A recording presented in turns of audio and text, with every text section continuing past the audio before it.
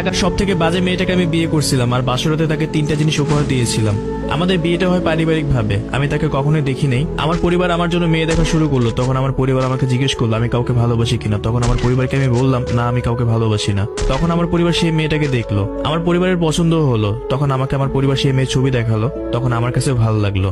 তখন আমার পরিবার আমাকে নিয়ে সেই পরিবারের কাছে গেল, মানে আমরা মেয়ে দেখতে গেলাম। কিন্তু আমার পরিবারের কাছে আমি একটা কথাই বলছিলাম, আমি যাকে বিয়ে করবো তার সাথে আমি একান্তই কথা বলতে চাই। আর তখন যখন মেয়ে দেখার জন্য সেই বাসায় গেলাম, তখন মেয়ে দেখার পর সবাইকে আমি বললাম আমি মেয়ের সাথে একা কথা বলতে চাই। তখন আমাকে আর মেয়েকে একা থেকে সবাই বাইরে চলে গেল। তখন আমি সেই মেয়েকে জিজ্ঞেস করলাম, দেখেন আমি আপনাকে কিছু কথা জিজ্ঞেস করতে চাই, সব কথাগুলো সত্য সত্য বলবেন। আপনি কি কাউকে ভালোবাসেন, বা আপনাকে কি জোর করে আমার সাথে বিয়ে দেওয়া হচ্ছে? আপনার কি কোনো অতীত আছে? তখন সেই মেয়ে আমাকে বলল, দেখেন আমি আপনাকে মিথ্যা কথা বলবো না, আমি সত্য কথাই বলবো।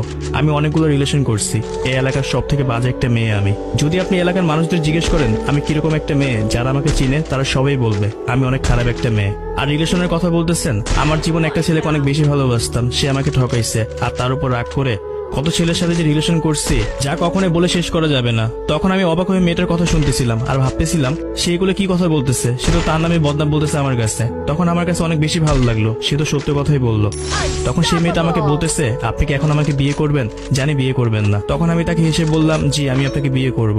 তখন সে আমাকে বলতেছে আপনি তো জানতেই পারলেন আমি খারাপ একটা মেয়ে, তারপর আমাকে কেন বিয়ে করবেন? তখন আমি সেই মেয়েকে বললাম সবাই তো একটা ভালো মানুষকে ভালোবাসতে চায়, সবাই তো একটা ভালো মানুষকে বিয়ে করতে চায়, আমি না হয় একটা খারাপ মানুষকে বিয়ে করে ভালোবেসে তাকে ভালো করে দিব।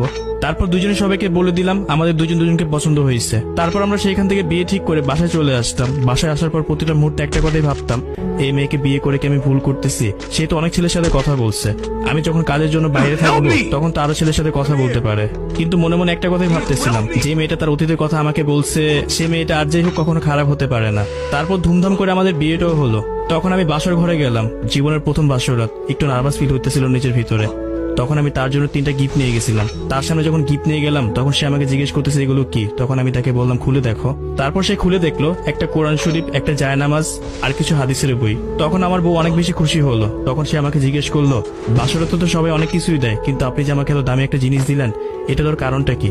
তখন আমি তাকে বললাম তুমি যখন এগুলো পড়বে তোমার অতীতকে ভুলে থাকবে আর খারাপ কাজ করা থেকে বিরত থাকবে। তখন সে আমাকে হেসে একটা কথা বলল, আমি খুব খুশি হয়েছি আপনি আমাকে এগুলো দিয়েছেন, তবে সেদিন আপনাকে যে কথাগুলো বলছি আমি খারাপ একটা মেয়ে, সেদিন আমি মিথ্যা কথা বলছি। আমি দেখতে চেয়েছিলাম এত কিছু জানার পরে কি আপনি আমাকে বিয়ে করতে চান কিনা। তখন তার কথা শুনে খুব রাগ হচ্ছিল। তখন আমি তাকে বললাম মানুষের ইমোশনাল নিয়ে কেন খেলো? তখন সে আমাকে সরি বললো, যত কিছুই হোক 10টা না 5টা না একটা মাত্র বউ আমার, তার সরি শুনে আমিও গলে গেলাম। তখন এটা ভেবে ভালো লাগতেছিল, যাক তার কোনো খারাপ বুদ্ধিত নেই, সে ভালো একটা মেয়ে। তারপর তাকে শক্ত করে জড়ায় ধরে বললাম কখনো মিথ্যা কথা বলো না আর কখনো আমাকে ছেড়ে যেও না। তখন সেও আমাকে কথা দিল। যাই হোক বাসরাতের পরের দিন যখন সকাল হলো তখন পাশে হাত দিয়ে দেখি বউ নাই, চেয়ে দেখি বউ মার সাথে কাজ করতেছে। আর অনেক বেশি ভালো লাগতেছিল। তখন ভাবতেছিলাম তার মন মানসিকতা কিরকম হবে, মার সাথে মিশতে পারবে কিনা, কিন্তু দেখলাম সে সহজে মার সাথে মিশে গেল। আর আমার মাও তাকে অনেক বেশি আদর করতো। আমার বউকে আমি অনেক বেশি ভালোবাসতাম আর সেও আমাকে অনেক বেশি ভালোবাসতো। আমার এখনো মনে আছে, আমি কাজে ব্যস্ত থাকার জন্য আমার বউকে তার বাপের বাসায় দিয়ে আসছিলাম, তাকে দিয়ে এসে আমি বাসায় চলে আসছি। সে কিভাবে জানি জানতে পারছে আমার খুব জ্বর আসছে। তখন আমার ফোনটা বন্ধ ছিল, সে অনেকগুলো ফোন করছিল আমাকে। ঠিক রাত 11টার দিকে দেখি আমার বউ আমার বাসায় চলে আসছে। তখন সে আমার সাথে অনেক রাগারাগি করতেছে আর বলতেছে তোমার ফোন বন্ধ কেন, কতগুলো ফোন করছি তোমাকে।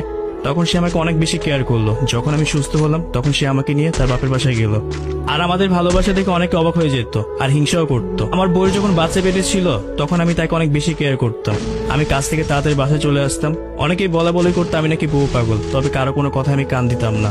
আমার কাছে একটা কথাই মনে হতো, আমার বউকে আমি ভালোবাসবো, তার কেয়ার আমি করবো। এতে যদি মানুষ আমাকে বলা বলি করে আমি বউ পাগল, তাতে আমার কোনো কিছু যায় আসে না।